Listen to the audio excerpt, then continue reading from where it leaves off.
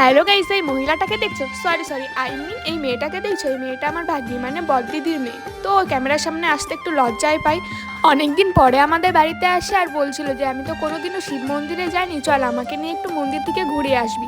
তাই জন্য দুজনে মিলে বেরিয়ে পড়লাম মন্দিরের উদ্দেশ্যে। আর ব্রিজে এসে একটা বুনুর যাওয়ার কথা ছিল, তাই জন্য দাঁড়িয়ে আছি, বাট ও গেল না, ওর একটা কাজ পড়ে গেলো, তাই জন্য বললো দিদি তোমরাই যাও, আমি পরে যাবো।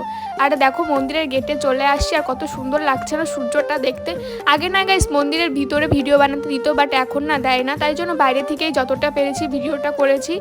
বিকালের দিকে না গাইস মন্দিরে আসলে এতটা ভালো লাগে কি বলবো, আর অনেক সুন্দর লাগে জায়গাটা দেখতে। দেন মন্দির থেকে বেরিয়ে আমরা একটু মার্কেটে আসলাম, আমার একটু দরকার ছিল, এখান থেকে আমার ফেসের কিছু ক্রিম নেওয়ার ছিল, তো সেগুলো নেওয়ার পরে আমরা চলে গেলাম খেতে। তো এখানে অর্ডার করেছি পাস্তা। তো খাওয়ার সময় তো জানো বেশি কথা বলতে নেই, তো বেশি কথা না বলে আগে খাই, তারপরে তো বাড়িতে ফিরছি। আর দেখো গাইস বিকালে বেরিয়েছি, আস্তে আস্তে রাত হয়ে গেছে। যাই হোক, ভিডিওটা ভালো লাগলে লাইক করে দিও।